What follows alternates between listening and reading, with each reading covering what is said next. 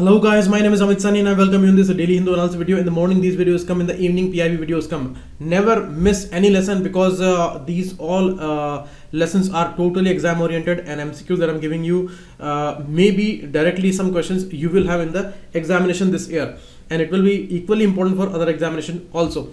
And the PDF you get on the Telegram channel, the link is given on the last page, and the Facebook group is also there, and there you will find the Telegram channel's link.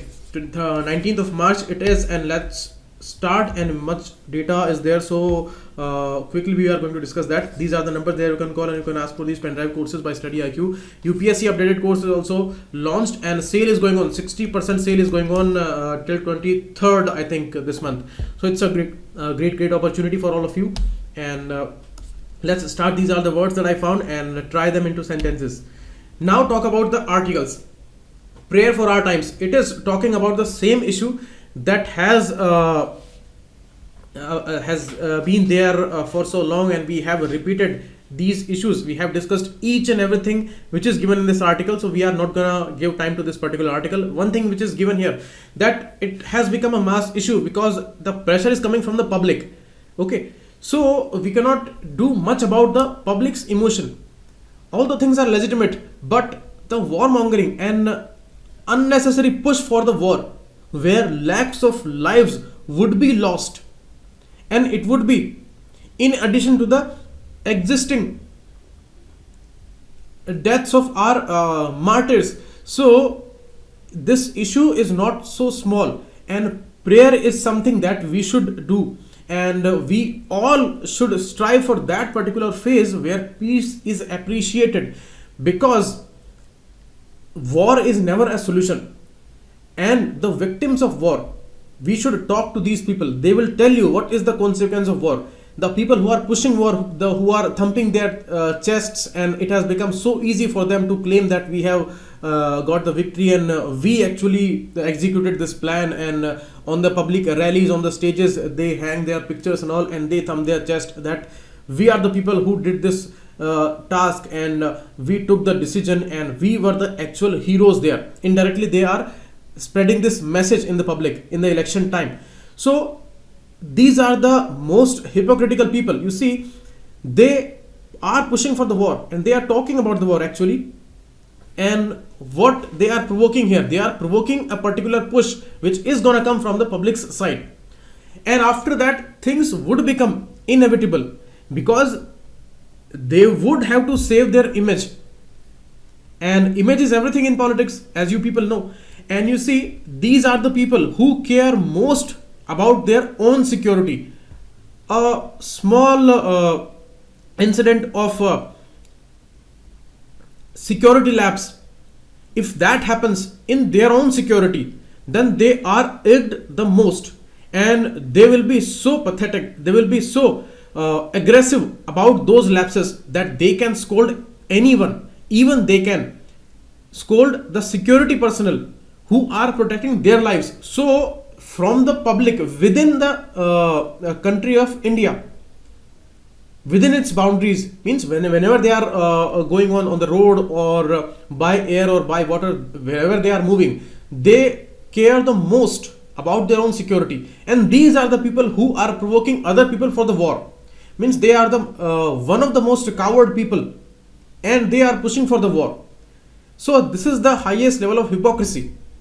And you see, what they are going to do and what they are not going to do, that's a different issue. But the war is never the answer. That is the thing, because whoever are the victims and the soldiers' lives, their families, they bear everything. You suppose a condition of a soldier who is martyred on the border, what he could have thought the time when he was dying.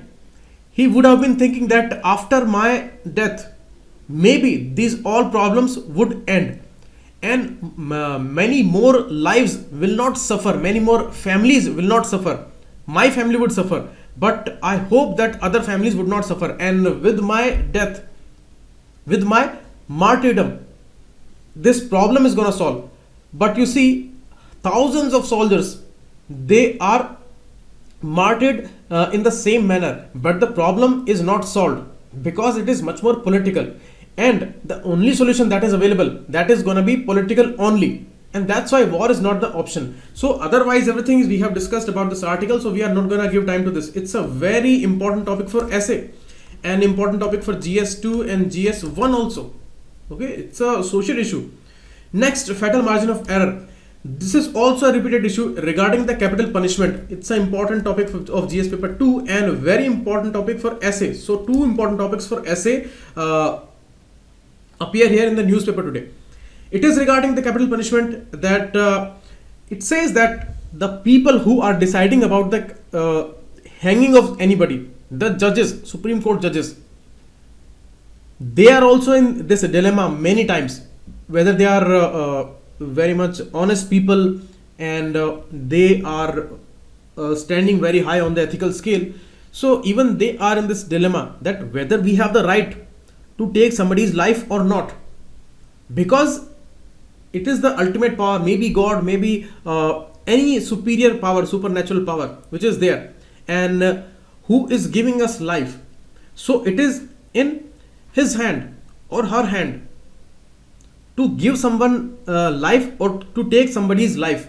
Although the criminals, they take many lives, that is the thing, but is it solving the problem? Is it stopping other criminals from taking those kind of steps, or is it stopping other people from becoming aggressive, and is it stopping other people from killing some other person? So when it is not helping here, so why we should take this blame that we ordered somebody's death? So it's a kind of a very ethical issue, and great levels of debates, these are needed all over the world. This debate is going on in many countries, in many states. This thing is banned, and in many states of United States of America where this is banned, where we have seen that crime is less reported there, and these kind of incidents are happening lesser than they used to be. And in the states where capital punishment is going on, there are high level of crimes. So that means that it is not related to this particular capital punishment issue. So that is why there should be some innovation here, and some bigger level of punishment should be there, because death is not the right punishment. It is about to end everything, and the issue of any innocent who becomes victim here and who is wrongly executed, so that remains a particular confusion, and it's one of the greatest problems, because if you hang any innocent person, nothing can be worse than that. You suppose a condition when a judge has ordered somebody's death and that person was innocent, what the condition of that victim would be, that person who is wrongfully accused there. And think about the judge's condition when he comes to know that he ordered the death for a wrong person. So it's a really very deep matter. It's not a simple thing, and we as people, we are very mundane people, and we always expect mundane replies, mundane responses. Okay, but you see, the person who is sitting on this seat, and when he is about to decide about somebody's life, and that is why he is called my lord, because his status is equal to lord at that time, because he is deciding about somebody's life at that time. So that's why the judges, they object about this thing, that we are not lords here, and we can never be lords. We are humans. How any human can decide about some other human being's life? We don't know the rule of nature. Maybe nature would punish the person in some other ways. We cannot say that. So we need to innovate here, and some different punishments would be there. So maybe these capital punishments, they should be commuted to the life imprisonments. That is a solution, and this imprisonment should go on for lifelong. That is a bigger punishment than the death, because for whole life that person would think about that, what he had done. Okay, so that's the issue. And one more issue is there. It is giving the example of Khushwant Singh's case of Punjab, where he has been ordered to be hanged. But in some similar cases, there was a case in Kerala that was almost a similar case, a case of theft, and 6 family members were killed. But that person's order was different. In that decree, his death punishment was commuted to the life imprisonment. But and the same thing was not followed in the Khushwant Singh's case.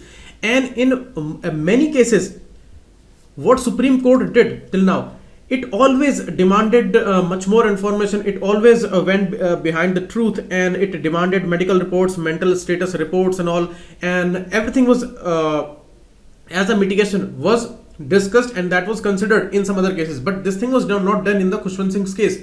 So that's why it's a kind of a biasness in some cases, and it's a kind of a favor in some cases.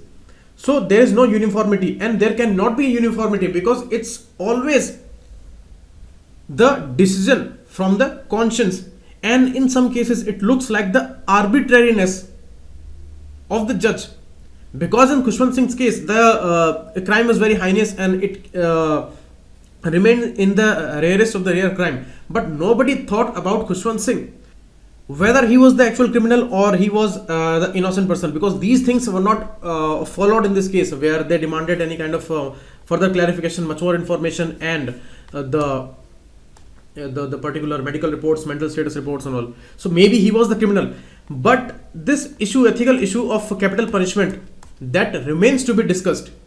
And without any pressure, public pressure, taking the example of all these cases, we should start an ethical debate in the society also, that what it serves, what capital punishment brings us as a consequence in the society.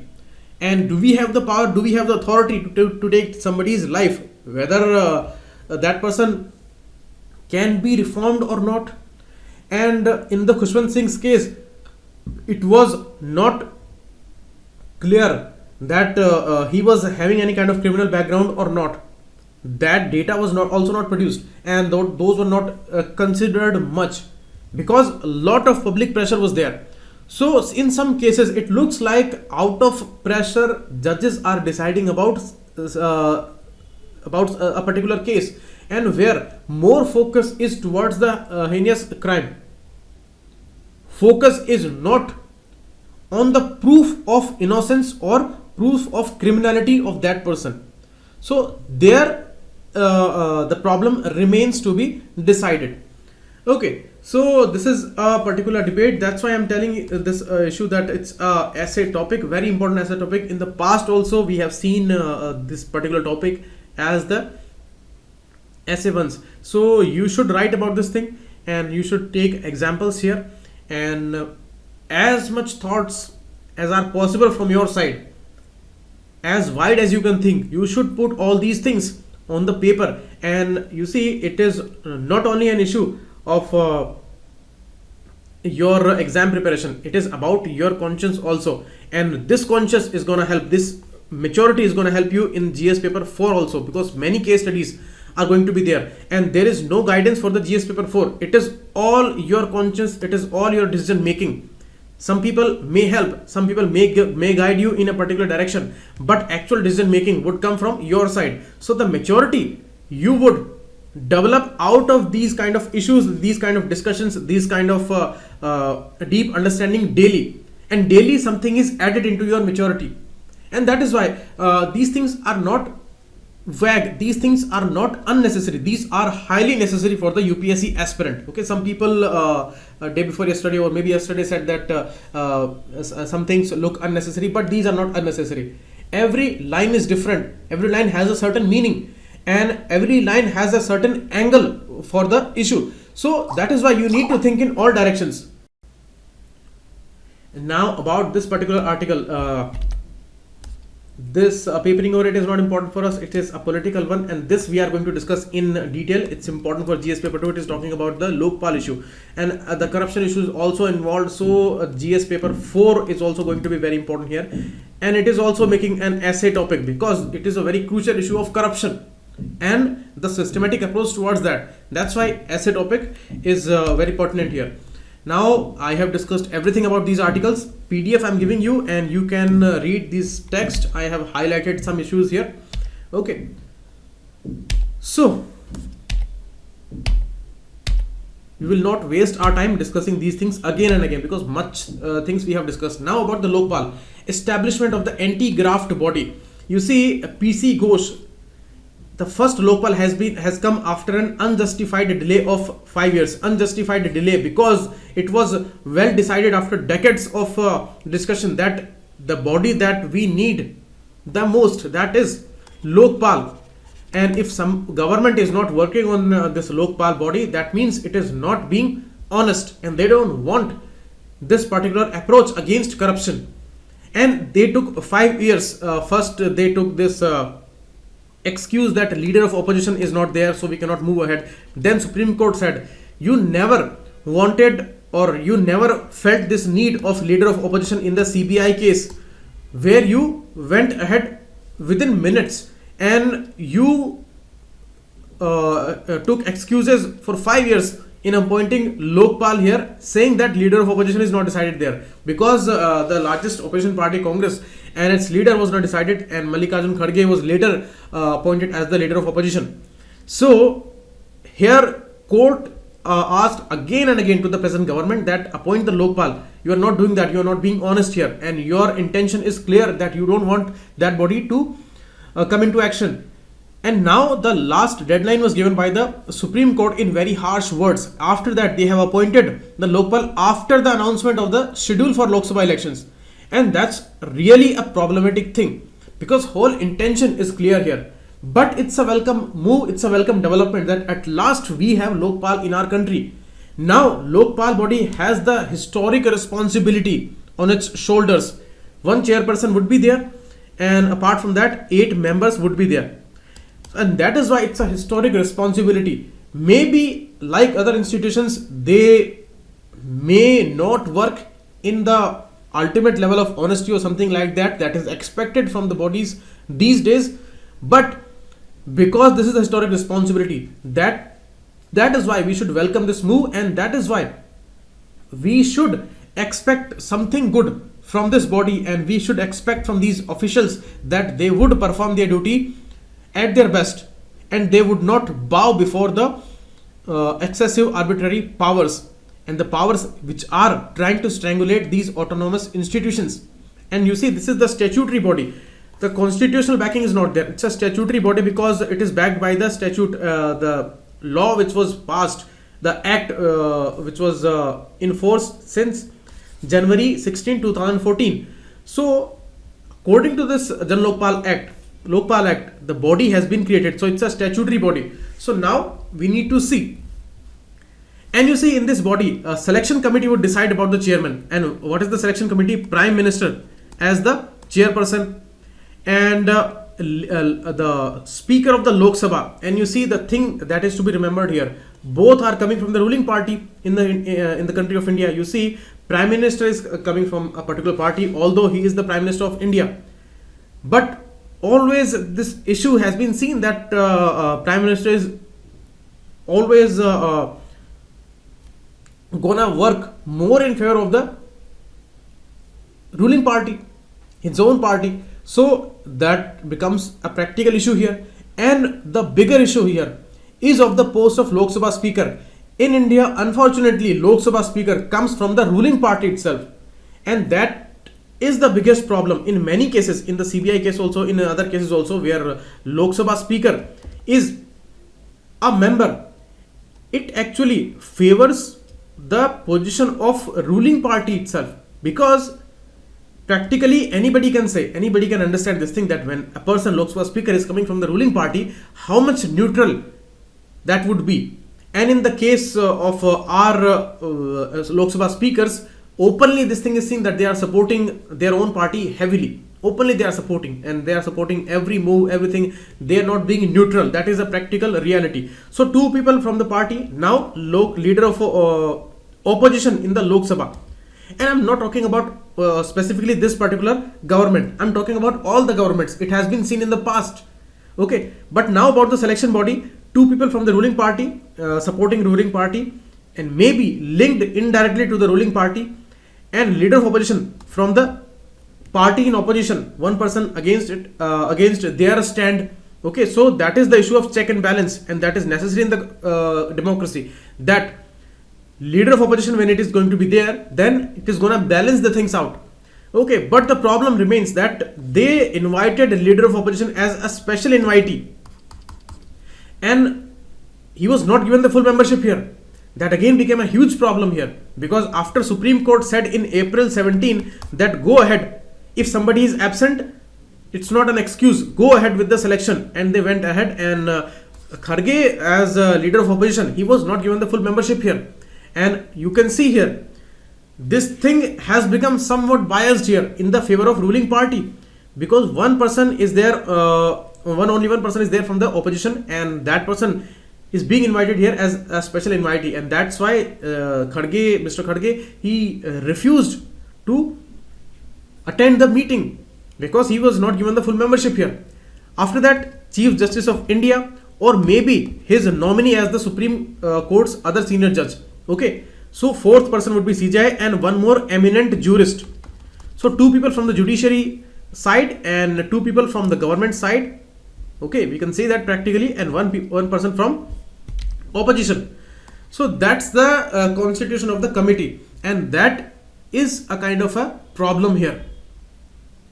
Okay, but you see, when they have appointed Lokpal, we need to wait and watch that what kind of working that would be, and these officials what they are going to bring in front of us.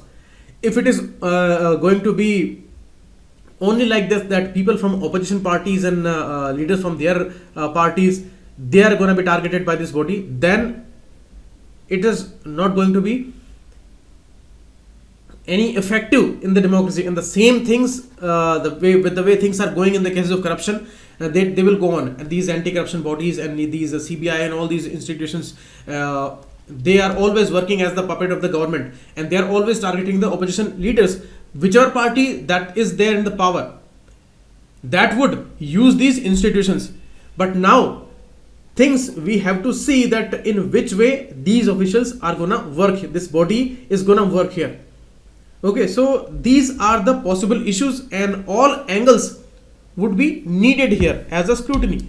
Okay, so Lokpal will take over the work of sanctioning prosecution, besides exercising its power to order preliminary inquiries and full-fledged investigations by any agency, including the CBI. So it is going to work against every corrupt official here.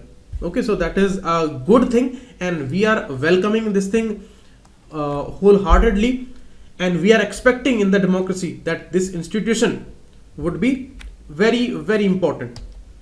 Okay, so structure of the Lokpal, as I told you, statutory body, one chairperson, maximum 8 members apart from him, and the chairperson of the Lokpal, that would be a retired Chief Justice of India or a former judge of Supreme Court, or any eminent person with impeccable integrity and 25 years experience in all these areas, mainly anti-corruption policy, vigilance, finance, and all the banking, law management, all these areas, important areas.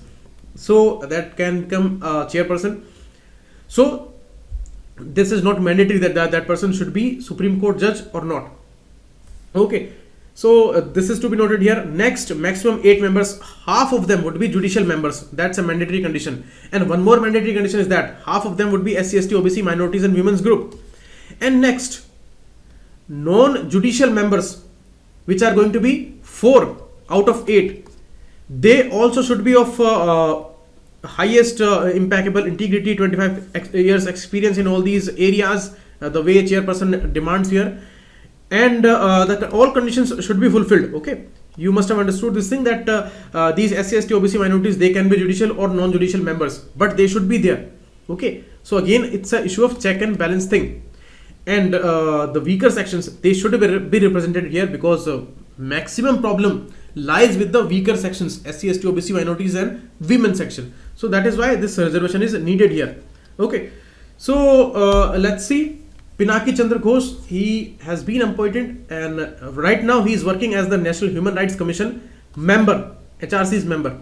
It's a very important body. HRC is very important body, and you see, you must remember here, the National Human Rights Commission's chairperson, he should be a retired Chief Justice of India. That's a condition, and maximum age for the retirement is given to the same chairperson of the Human Rights Commission, 70 years. So this additional knowledge I'm giving to you because it is important here.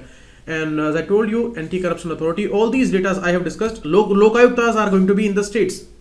Okay. Next, about the history, Alam Singhvi, you find this name in the history of Panchayati Raj Acts and initiatives also. So L.M. Singhvi, the advocate in 1963, he coined this Lokpal term. And this constitutional ombudsman is a kind of an institution, is a kind of a body. We have actually copied this term from the Scandinavian countries, Scandinavia, Norway, Finland and Sweden, these countries, Scandinavian countries. So this phenomena was there originally since 18th century. So we took this name from there. But as constitutional ombudsman, Ashok Kumar Sen proposed this in 1960s. And after that, Jan Lokpal bill was proposed by Shanti Bhushan, Advocate Shanti Bhushan, the father of Prashant Bhushan. Prashant Bhushan, we all know about him. So his father Shanti Bhushan, in 1968, he brought this bill. And in the 4th Lok Sabha 1969, it was passed, but it could not be passed in Rajya Sabha. So Lok Sabha got dissolved, and every time till 2008, it got dissolved every time, and this act could not be there. And even first Administrative Reform Commission also in 60s, it actually recommended in favor of this particular body. They said that this is the ultimate body that we need here in our country because of the corruption issues. And on 18th December 2030, this Lokpal bill was finally enacted, and both the houses, they passed it, got the president's assent, and in January 2014 it came into force. Okay, next information is regarding Mizoram Assembly. Mizoram Assembly passes bill to detect illegal foreigners. You see, this issue has become very much sensitive in northeastern states.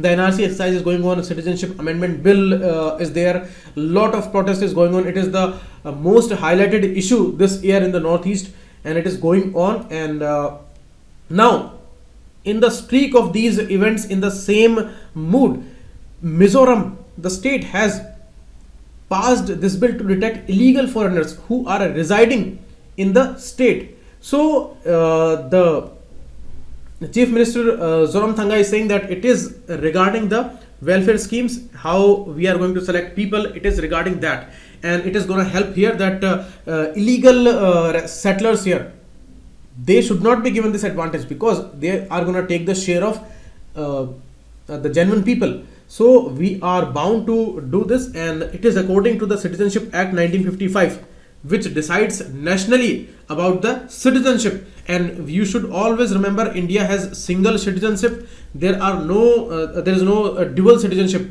the way it is there in USA, where people have a national identity as a national citizenship, and they have citizenship of their state also. So dual citizenship is there, but in India it's only single citizenship. So that's important, and this act and its provisions, they would remain very, very important this year, because the issue of illegal migrants and citizenship is going on. So this act would be very, very crucial this year, Citizenship Act. And in 2015 there were many amendments in this Citizenship Act. So the most important topic for the polity this year.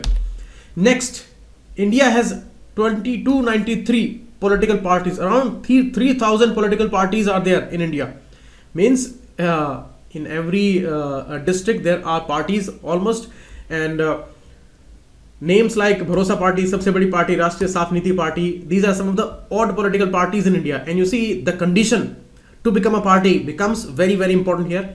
There are 7 national parties, and the conditions which should be fulfilled to become a national party, these are going to be important. So this is homework for you today, that look for the conditions to become a national party. Like it should have a presence in 4 states, and the share of votes and the seats that it should win in the elections of Vidhan Sabha and Lok Sabha. So all these conditions, they would remain very important. So it is your homework today. Look for that.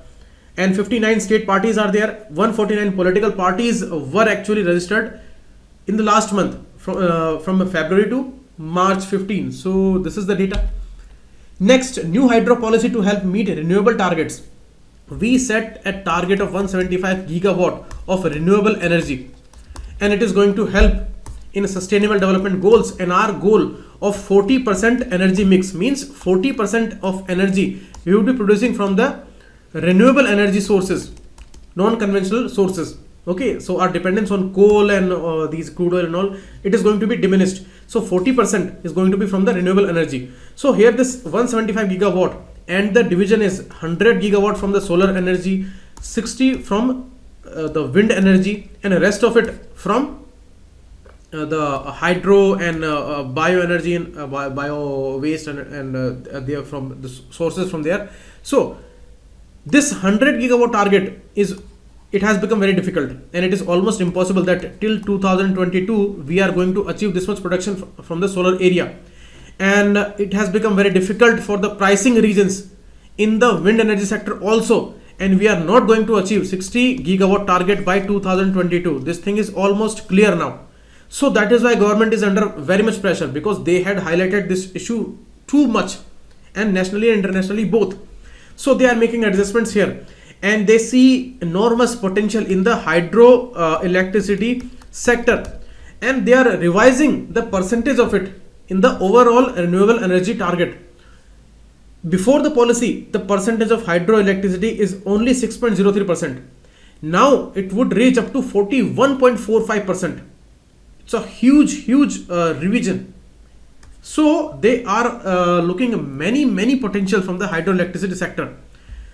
And you see, the grid stability is also very good with the hydroelectricity plants and all. So that is why they are going to invest in it, and they are going to appreciate this.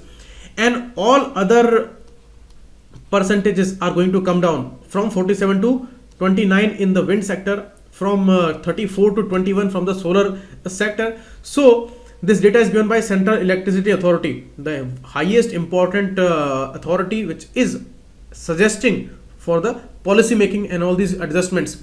So hydropower is going to have a very important boost. So these dams and all are going to be very important here, and the hydroelectricity sector is going to be very crucial here. And you remember when bauxite mining is done and we are producing aluminium from bauxite, then the biggest need is of the electricity. That's why the aluminium plants, the bauxite plants, they are always located near the areas of hydroelectricity plants. So this is the additional information. So they may ask you about this. These are additional data, and apart from that, all other related information you should search about it, because it's a huge revision in our national targets. Okay, next we have a great history with the Maldives. The capital is Malé, and they agreed to cooperate on defense, development and health. In the past also we had helped in 1980s to the country of Maldives, where military coup was there, and we sent our forces there, and we saved the government at that time. So it's a Muslim country, and a lot is going on in this country. Always we have international support system, and some complex issues, some issues with the government there. Always India is a major influencing factor, and India is a major partner for Maldives. The location of Maldives is very important. It is located southwest to Kerala and these Lakshadweep and these Miniko Yamindivi islands. Okay, so the latitude that is separating Maldives from Amindivi and Lakshadweep islands, that becomes also very important here. So look for that in the map section. Okay, so this is the map question for you. Next, in Insolvency and Bankruptcy Code, it came in 2016 after many corporate entities, they failed to repay the loans, and there was no option left than to liquidate them, to declare them insolvent and bankrupt.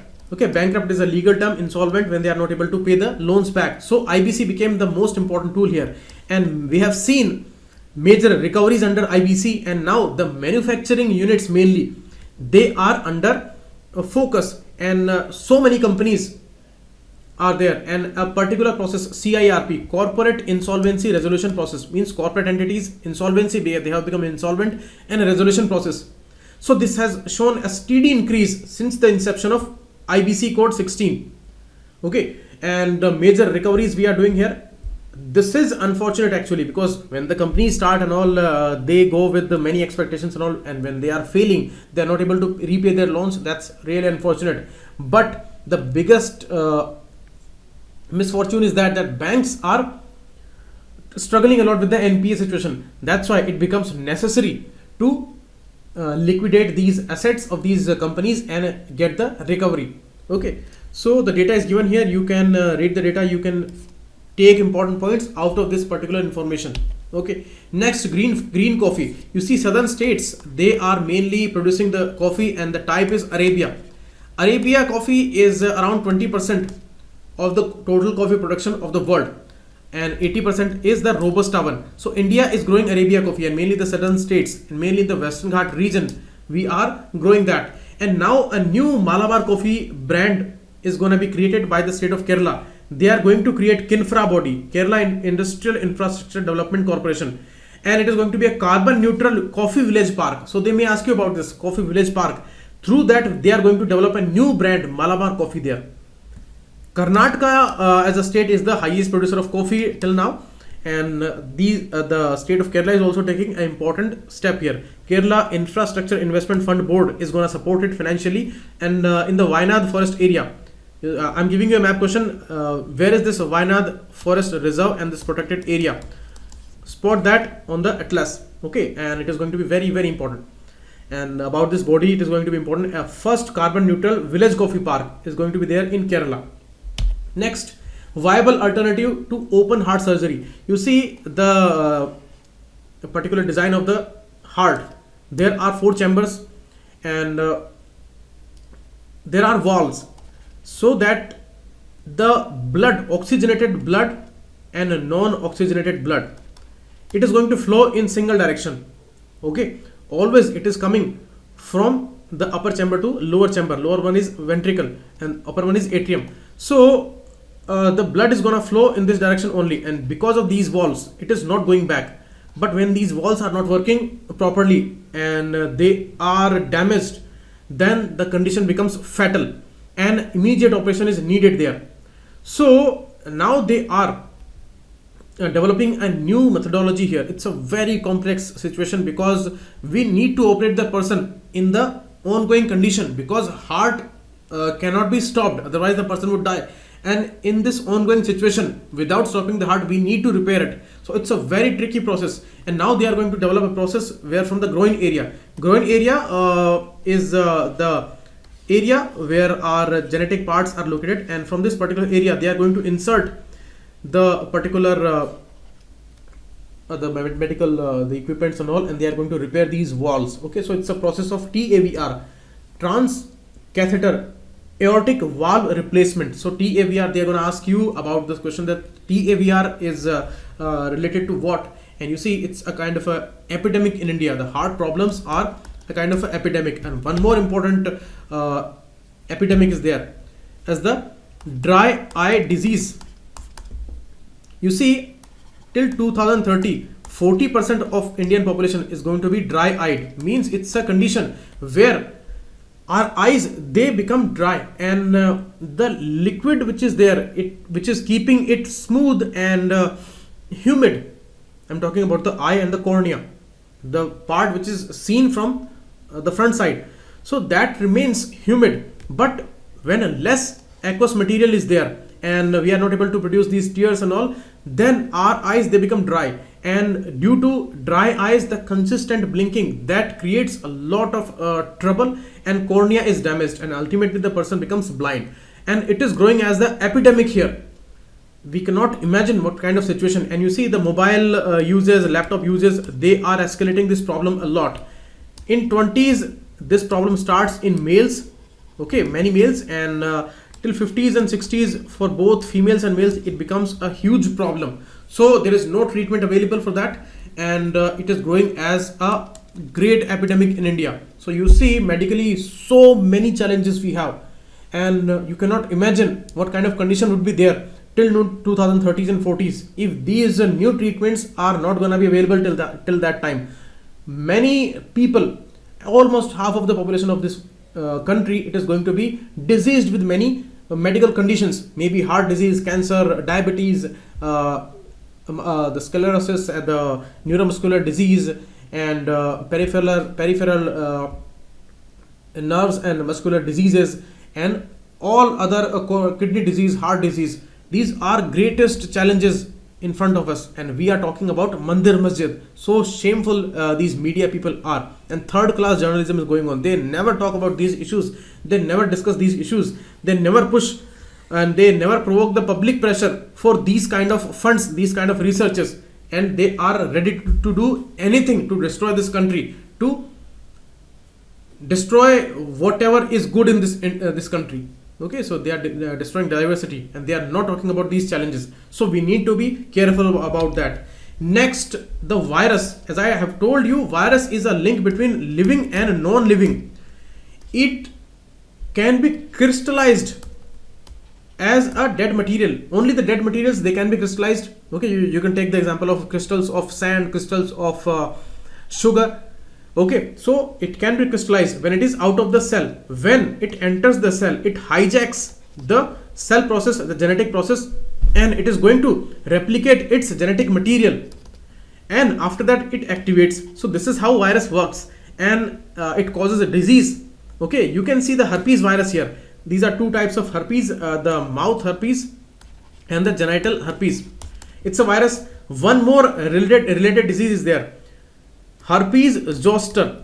It's caused by varicella zoster. It's a very dreaded disease where a lot of pain is there in all our body. Blisters and these red spots like conditions would be there all over your body, and they would pain a lot, and that is caused by varicella zoster. So these are viruses, and you see, regarding this normal herpes, it is seen that dormant herpes viruses reactivate in space. So it's a really scary thing. Always they do this research that what is the impact of zero gravity and what is the impact of space conditions on these bacteria, viruses and these pathogens. So now they found that herpes virus is reactivated in space. It can be a great problem for these people who are working in the International Space Station, these important scientists and these astronauts. Okay, so it can be a great difficulty in the Mars missions in the future. So they need to see this condition, that what is the reason and what are the particular possible forces which are reactivating the virus here. So there may be a question regarding herpes here next year. Thanks a lot, and the PDF you will get in the Telegram channel and on the Facebook group, and these are the MCQs. Try them and don't leave the PIB lesson. Only 10-minute lesson is there always, and important MCQs I discuss there, so don't leave that lesson if you are serious about the UPSC this year. Thanks a lot. Keep watching. It was Amit Saini. This is the group. The link is there.